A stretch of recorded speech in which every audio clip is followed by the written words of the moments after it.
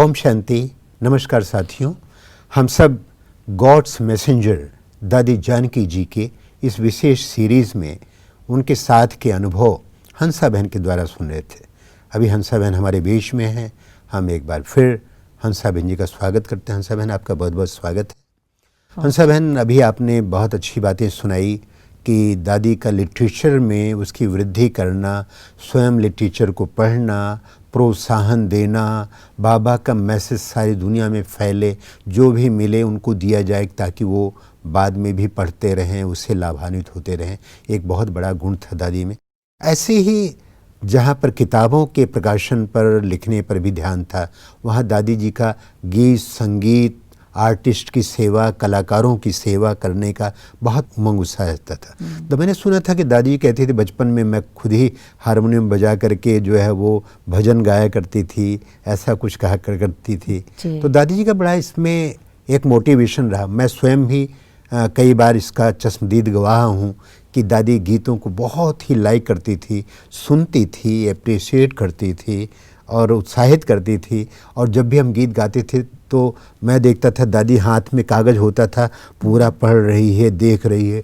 बहुत अच्छा, इतना इतना प्यार पुचकार देती थी और क्या सम्मान देती थी। और आपको भी तो दादी ने कवित्री बना दिया कविता लिखा के, तो एक बहुत बड़ा क्षेत्र रहा। और बताइए कि दादी जी को संगीत, गीत के प्रति इतनी निष्ठा कैसे रही, इतना लगाव कैसा रहा, इतना प्यार कैसा रहा आर्टिस्ट के?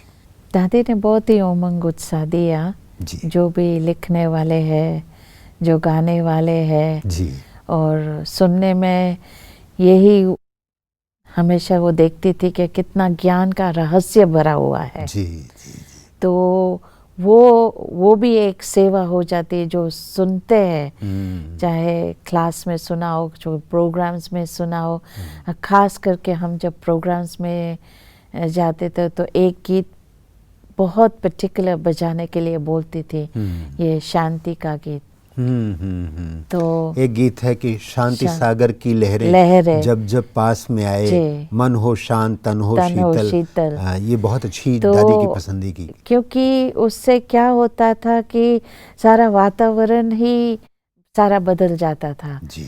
और इतना उसमें ज्ञान का रहस्य को दिल को छू लेता था। तो जहाँ भी जाते थे तो हम बोल देते थे उनको कि दादी को ये गीत बहुत पसंद है, प्रोग्राम के बाद ये गीत जरूर बजाना। तो रवि भाई को भी पता था कि ये तो कहाँ अनेक प्रोग्राम्स में वो भी आते थे, तो वो उनको तो मालूम था, तो वो गीत बजाते थे। और यहाँ भी हम कई बारी देखा है कि क्लास में भी हमेशा जो गीत बजाने वाले को बहुत प्रेज करती थी, प्रोत्साहित करती थी बहुत थी अच्छा, देखो गीत कितना अच्छा गीत बजाया। गीत बजाने वाले को भी मीन्स बहुत उनकी महिमा करती थी, बहुत अच्छा लगता था। और खास दादी का जो मेन गीत था तो वो बजाते तो और ही दादी को उमंग उत्साह आता था, तो सब उस पे नाचने लग पते। और इसमें क्या रहता था कि कई गीत दादी का सबको पता था। ये जो गीत है बाबा मुरली मधुबन, तो दादी जब हॉल में मैंने तीन रतन बाबा मुरली मधुबन, तो जब क्लास में वो जाती थी और ये जो गीत बजता था, जो क्लास में नहीं भी होते थे, वो गीत सुन करके समझ लेते थे कि दादी क्लास में आई है। जी। तो सभी को पता चलता था आज दादी मुरली सुनाने वाली है। दादी की पहचान बन गई थी, दादी की फेवरेट गीत क्या है। जी। तो इस रीति से आपको पता ना, वो 74 में जब दादी जी यहाँ आई कई सालों के बाद, और जगदीश भाई और सब ने मिलकर डांस किया, जो गीत बजा वो यज्ञ का कितना प्यारा सा गीत है, बाबा तेरा बनने में सुख मिलता इलाही है। तो ये गाना इतना पॉपुलर हुआ कि दादी को इतना, और मैं समझता हूँ कि दादी को राग क्या है, धुन क्या है, भले ही दादियाँ उन बातों को नहीं जानती थी, लेकिन कोई गीतों के अंदर एसेंस जो भरा एसेंस, है वो दादियाँ बड़े करीब से जानती थी। मुझे खुद ही मालूम है कि दादी जब कोई गाना कहती थी ये गाना कितना अच्छा है, तो मैं समझ लेता था कि ये इतना प्रिय गाना है, दादी को इतना प्रिय लगा तो ज़रूर उसके अंदर जो रूहानियत भरी है, जो अलौकिकता भरी है, जो बाबा से प्रेम भरा है, तो दादी का अप्रिशिएशन बहुत अच्छा लगता था। तो ये दादी बड़ा प्रिय गीत था। हाँ, अभी तक भी वही गीत बजाते थे, दादी का प्रिय गीत। जी, दादी को बहुत पसंद था। जी। बाकी तो और जो मीडिया सेवा जो होती थी तो सभी को मालूम है कि दादी को जैसे रेडियो सुनना पसंद नहीं करती थी। कभी अपने पास कभी रेडियो रखा ही नहीं है। तो कोई ज़रूरत ही नहीं थी, क्योंकि बाबा के गीत ही हमेशा सुनती आ रही थी। और जबकि टेलीविज़न की बातें भी ना विदेश में ना यहाँ, दादी कभी टेलीविज़न को रखा ही कभी नहीं भी होता है, पसंद नहीं करते थे। कभी टेलीविज़न टीवी है जी, तो टीवी है, दादी बोल देती थी कि टीवी है। हाँ, टीवी है। तो कभी हमको रखने नहीं देती थी, क्योंकि उसमें कई ऐसी बातें होती थी जो दादी कहती थी कि वेस्ट ऑफ टाइम है। न्यूज़ सुनने भी नहीं देती, क्योंकि आजकल न्यूज़ क्या होते हैं, सब जगह की नेगेटिविटी न्यूज़ रहती थी। बाकी जो पेपर्स, जो यहाँ मीडिया की कॉन्फ्रेंस होती थी, मीडिया विंग की सेवाएं होती थी, तो जो वो जर्नलिस्ट आते थे तो दादी उनको इनकरेज करती थी कि आप लोग का काम है अच्छा न्यूज़ फैलाना। खराब न्यूज़ तो बहुत आता रहता है, लेकिन अच्छी बात सुनाओ। तो यहाँ से जो लेके जाते थे वो सब सुनाओ, ताकि सबके पले पड़े। तो इस रीति से दादी उनको बहुत इंकरेज करती थी कि क्या ज़रूरी है, अभी दुनिया में क्या चाहिए, ये सब बातें नहीं चाहिए, ये चाहिए शांति, सुख कैसे सबको मिले। बिल्कुल, क्योंकि दुख की बात तो सब पढ़ते ही हैं, अनुभव भी करते हैं, तो सुख कैसे मिले, इस रीति से लिखवाती थी दादी। खास गीतों के प्रेम दादी का इतना अच्छा था, ज़बरदस्त था कि हमने खुद देखा हंसाबेन जी की जब भी कोई नया गीत बनता था और उसमें बहुत प्रिय गीत होता था और दादी सुनती थी तो दादी अप्रिशिएट करती थी। तो मैंने कई बार देखा कि दादी को गीत संगीत बड़ा प्रिय लगता था और अप्रिशिएशन भी करती थी। मुझे ये भी याद है कि दादी तो हम लोगों में से कईयों को कहती थी कि वो कहाँ है, सामने कहाँ है, मधुरवाणी कहाँ है, हमारा सतीश हमारा कहाँ है, सतीश भाई कहाँ है। लंदन में याद कर रही है, हैदराबाद में मुझे फ़ोन आया कि दादी पूछ रही है कि हमारा मधुरवाणी ग्रुप कहाँ है। तो कहा कि दादी वो तो नहीं, कहते लो वो नहीं है तो कहाँ भाई, किसको बुलाया फिर। तो वो फ़ोन करते, देखो दादी जी आपको याद कर रही हैं। तो मैंने देखा दादी कितने करीब से इतना प्यार, इतना प्रोत्साहन देती रही एक एक गीतों के प्रति। गीत कितना अच्छा है, कई बार तो बहुत अच्छा हुआ। और दादी जी के साथ कोई भी प्रोग्राम होता है, शुरू में क्या बजाना है, लास्ट में क्या बजाना है, और एक तो पता है सारी दुनिया को कि जब दादी को चलना होता था तो बस वो गीत जरूर बजना है कि चलते चलते यूं ही कोई मिल गया था, सारी राह चलते क्योंकि चलते। वो सीन उसको इमर्ज होती थी जब ये गीत बजता था। भले फिल्म में गीत है, लेकिन वो सीन उसको इमर्ज होती थी जो पहली बार वो बाबा से मिली, जब वो अपने पिताजी के साथ वो चल रही थी और सामने से साकार बाबा आ रहा था। तो वो सीन जब पहली बार वो जो जैसे बाबा से दृष्टि ली, उस समय उसको ये दिखाई पड़ा कि ये कोई मनुष्य नहीं है, ये तो भगवान का रूप है, भगवान है। तो उनको भगवान का साक्षात्कार हुआ। तो वो जो सीन थी कि चलते चलते हम जब बाबा से मिले, वो सीन उसको याद है कि चलते चलते यूं ही कोई मिल गया। उसका फर्स्ट टाइम जो साक्षात्कार हुआ जैसे कि भगवान का साक्षात्कार। दादी का बड़ा रिस्पेक्ट था, ये भी मैंने देखा खुद ही हंसाबेन जी, क्योंकि मैं गीत संगीत से जुड़ा हूँ और 40 साल हो गए यज्ञ में। मैंने दादियों को बड़े करीब से देखा और दादियों का इतना प्यार मिला है कि मैं जब दुबई में गया था तो मुझे कहा गया कि भाई शारजाह में मैं बैठा था और हम लोगों ने गीत भी बनाया था कि जाके गीत गाएंगे, क्योंकि गए ही थे सिल्वर जुबली पर उनके प्रोग्राम के लिए गए। और दादी जब देखा कि अभी गीत नहीं हुआ, मधुरवाणी का गीत नहीं हुआ, बहुत देर तक देखती रही। फिर बाद में जब दादी को बोलना आया तो दादी जब बैठी तो कहती है कि वो जो सामने बैठे हैं मधुरवाणी ग्रुप वाले, जब पहले वो आए गीत गाएं तो मैं सुनाऊंगी। तो मैं तो इतना खुश हो गया कि देखो हम इसके लिए आए और यहाँ ये संभव नहीं हो रहा है, कोई कारण रहा होगा, लेकिन दादी जी का कितना ध्यान है कि ये आए और न सुनाए और मैं सुनाऊं। तो अब तक क्यों नहीं हुआ, अब मैं जब तक ये न सुनाएंगे तो मैं सुनाऊंगी नहीं।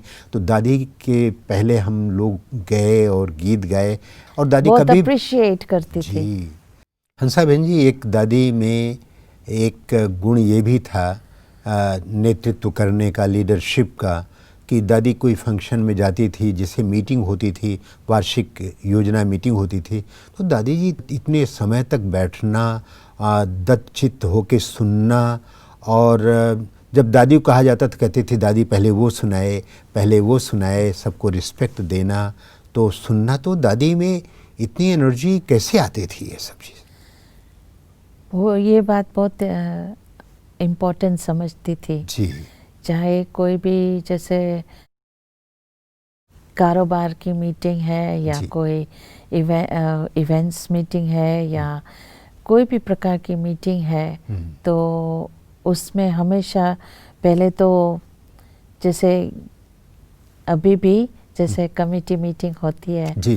तो कारोबार की मीटिंग के पहले हमेशा ये चाहती थी कि पहले 2 मिनट ज्ञान की चर्चा करें जी।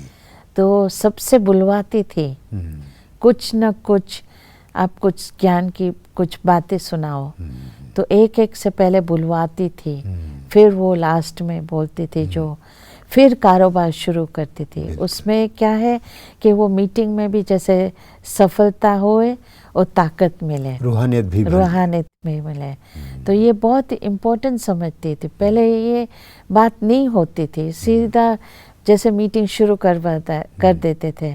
तो दादी ने ये बात सिखाई कि पहले ज्ञान की चर्चा 2-2 मिनट हम करें तो बहुत अच्छा रहेगा। कहाँ भी रहते थे सबको, सबसे बुलवाती थी, कुछ ना कुछ शेयर करवाती थी। जैसे आप वार्षिक मीटिंग के बारे में भी आपने बोला कि वो बहुत अच्छा लिसनर थी। हाँ, कि मैं सिर्फ ना बोलूं, मैं सबसे सुनूं पहला। तो जैसे कॉल ऑफ द टाइम भी होता था, ग्रुप में बड़े बड़े लोग बैठते थे, क्योंकि कॉल ऑफ द टाइम में बहुत बड़े बड़े लोग आते थे, उसमें बहुत सेवाएं भी हुई। जी। तो दादी हमेशा ये कहती थी कि इनसे पहले बुलवाओ, ताकि यो जो सब बोल लेंगे, फिर मेरे को उस पर क्या अंडरलाइन करनी है, वो उस बात को लेके अंडरलाइन करती थी। और दादी को ये भी था कि उस समय तो दादी की तबीयत बहुत अच्छी थी, तो जब कॉल ऑफ द टाइम रहता था तो जो कुछ बोलते थे वो लिख लेते थे, ताकि उसको अंडरलाइन करना कि इस भाई ने ये बोला तो उसके और स्पष्टीकरण करे। तो इस रीति से बहुत ही जैसे अच्छा रिच माल उनको मिलता था जी। वो जो कहते थे उस पर स्पष्टीकरण और जैसे और इलैबोरेट करना, आगे व्याख्या करना, उसको एक्सप्लेनेशन जी, एक्सप्लेनेशन देना, समझाना, तो बहुत अच्छा लगता था उनको भी कि दादी से हम कुछ लेके जा रहे हैं। चाहे कोई भी पॉइंट्स होए तो उसको हाईलाइट करना। तो इस रीति से दादी बहुत करती थी। और वार्षिक मीटिंग में भी सबका अनुभव सुनना, इंटरेस्ट लेती थी कि मैं सिर्फ ना बोलूं, मैं सबसे सुनो, क्योंकि उसको बहुत रहता था कि सेवाई क्या चल रही है, मैं भी तो जानूं ना कि कहाँ क्या हो रहा है, कि किस बात का। तो बहुत उसको कभी थकती नहीं थी, जैसे पढ़ने में नहीं थकती थी, ऐसे इस रीति से हम सब दादी को कहते थे, दादी जी से अच्छी श्रोता और कोई नहीं, क्योंकि सुनना और उसको अप्रिशिएट करना, क्योंकि वो समझती थी कि मैं सिर्फ मैं नहीं सिखाऊं, लेकिन मैं सीखूं, सबसे सीखती थी। सुनने के बाद ही तो हम सीखते हैं, बहुत बड़ी महानता है। तो बहुत ये इस रीति से कि सीखने की बहुत इच्छुक थी कि सबसे मैं सीखूं जो सुनाते थे। और दादी को कहीं पर कोई करेक्शन भी देना होता था ना, तो दादी को ऐसा नहीं कि सब हाँ हाँ कर लेना है। जहाँ जानती थी कि यहाँ उचित बात कहनी है, तो मीटिंग में भी है ये बात हुई तो दादी वहाँ पर अपनी सुझाव भी देती थी, राय भी देती थी, मैंने देखा। और इतने समय तक बैठना, इंटरेस्ट लेना और सबका उमंग उत्साह बढ़ाना, दादी जी की गजब की एनर्जी थी जी। पर ऐसे भी नहीं था कि राय देके कि इस यही होना चाहिए, बिल्कुल राय देके जैसे न्यारा हो जाना भी हो बस। जाना। जी, ये तो दादी की बड़ी विशेषताएं हैं। और मैंने तो देखा कि दादी ने एक एक को सम्मान देना, रिगार्ड देना। दादी खुद कहती थी वो सुनाए। पास में जो बैठे हैं बड़े भाई जो दूसरे हैं, कहते हैं पहले वो सुनाए, हाँ उसको भी बोलो सुनाओ। और मैंने भी देखा कि मीटिंग के प्रारंभ में जब निर्भय भाई जी शुरुआत होती थी तो पहले नल्ली बहन सुनाए, योगिनी बहन सुनाए, फलानी बहन सुनाए, इन सब से सुन करके फिर जो है वो कहते थे कि ठीक है, जब कहते सुनाओ। और दादी तो नटशेल में इतनी पक्की होती थी कि दादी को कभी सुनाने का भी शौक़ नहीं हुआ कि मैं ही सुनाती जाऊँ। हाँ, इस रीति से रहा है, क्योंकि हम कोई स्टेज प्रोग्राम जो रहता था तो जो भी एमसी थे, और जब दादी का नाम आता था कि अभी दादी जी अपना सुनाएंगे, तो वो हमेशा कहते थे नहीं, जो बाजू में बैठे थे पहले ये सुनाए। तो फिर हमको दादी को बोलना पड़ता था, दादी अब प्रोग्राम अनुसार हमको चलना है, जो जी वैसे तो चलना है। दादी आपको ही पहले बोलना है, फिर सबकी बारी आएंगी बोलने में। तो दादी कभी नहीं कि मैं पहले बोलूँ और मैं बोल के पूरा करूँ, ये कभी नहीं उसकी अंदर से भावना रही है। जब आप सुझाव देती थी मान भी लेती थी दादी? मान भी लेती थी कि चलो ठीक है। हाँ, क्योंकि प्रोग्राम्स दिखाते थे कि ये इस रीति से प्रोग्राम बना हुआ है, तो उस रीति से सबको सुनाना है, तो मान लेती थी, ऐसे कोई बात नहीं थी। लेकिन अंदर से वो नहीं रहता था कि मैं सुनाऊं, पहले और सुनाए फिर मैं सुनाऊं, हमेशा क्योंकि सीखने की भावना थी ना उसमें। तो जैसे हंसा बहन अभी मीटिंग में बैठ कर के दादी सबको प्रोत्साहित करती थी, सबको सम्मान देती थी, बहुत अच्छी बात बताई।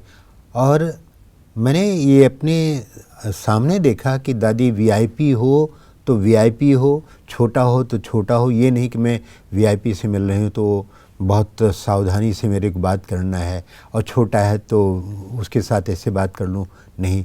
तो आपने तो कई बार देखा होगा कि दादी के पास मिलने के लिए कभी आ रहे हैं, तो उस संबंध में बताइए कुछ। हाँ, जो भी दादी के पास आता था, चाहे कोई अपनी पर्सनल प्रॉब्लम्स लेके या कोई राय लेने के लिए, कुछ पूछने के लिए, पहले दादी ऐसे नहीं कुछ बोल देती थी, लेकिन हमेशा दादी का यही हमने ये देखा कि पहले उनकी बात को समझे, पहले सुनना हाँ। पहले पूरा सुनती थी, समझती थी, से समझने की इच्छा जाहिर करती थी। हाँ। कि आप सुनाइए क्या बात है। जी, पहले सुनती थी और समझती थी, फिर राय देती थी, क्योंकि किस लिए मेरे पास आया है, क्या मदद चाहिए।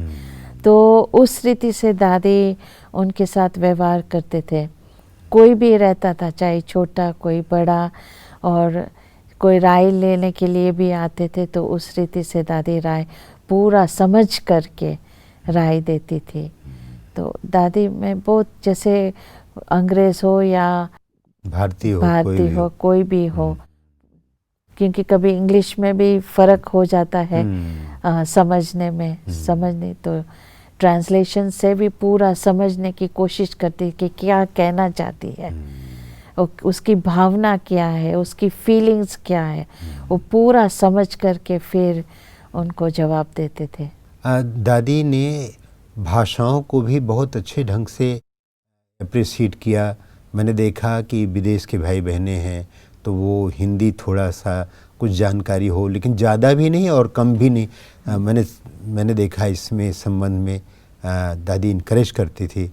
दादी कई की शब्द ऐसे थे जो ट्रांसलेशन की जरूरत ही नहीं थी।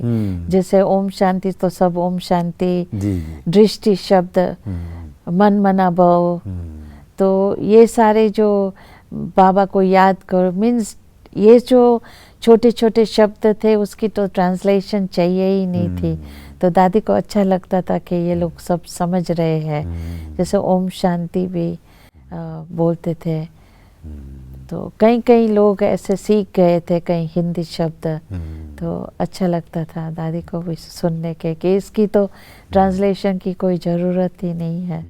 दादी के मन में तो जरूर था कि विदेश के भाई बहनें जो पुराने पुराने हो गए हैं, जो बराबर आ रहे हैं, वो हिंदी थोड़ा जाने तो डायरेक्ट सुन सकें, हेडफोन लगाने की ज़्यादा ज़रूरत न पड़े। तो इनकरेज भी करती थी दादी ना। जी, कई हिंदी क्लासेस भी रखते थे जो जिन्हों को बहुत इच्छुक थे सीखने की, तो हिंदी क्लासेस रखवाती थी ताकि इंकरेज करती थी कि आप थोड़ा सीखो तो अच्छा रहेंगे। और कई लोग सीख भी गए, अच्छा बोलते भी थे, फ्लुएंटली बोलते हैं। जैसे मैं भी पिछले 17-18 साल तक विदेशियों को हिंदी पढ़ाता रहा। अच्छा। तो मैं उसमें किताब भी लिखा था। पीटर आइसन जो लंदन वाला है ना, उसने हैंड स्क्रिप्ट लिखा था। उसको लेकर के हमने टाइप करा के और बाकायदे एक किताब की फॉर्म बनाया और उसका नाम भी दिया an easy Hindi course for easy राजयोगीज। और उसको भाई बहनों ने और विदेश की बहनों ने बहुत उसमें प्रोत्साहन दिया, उसमें बनाया, ठीक ठाक किया, तो बहुत अच्छी किताब बन गई। तो उसमें हमने लिखा भी था कि दादी प्रकाशमणि ने हिंदी जानने के लिए कितना इनकरेजमेंट दिया है। फिर दादी जानकी जी ने क्या क्या कहा है, दादी जी के वो बोल भी लिखाए गए थे उसमें किताब में। तो बहुत इंटरेस्ट से मैंने देखा कि लंदन में भी, विदेशों में भी, जी कई भाई बहनों को मैंने हिंदी जब बोलता देखता था बहुत खुश होता था। और मैं खुद ही उनको 18 साल तक पढ़ाता रहा। उसमें से भाई बहनों को गीत भी सुनाता रहा, बताता रहा, सिखाता रहा, और यहाँ तक कि लोगों में इंटरेस्ट भी ज़्यादा होता था। अभी भी हम लास्ट ईयर स्पेन में गए थे, तो उन्हों को मालूम था कि दादी आने वाली थी।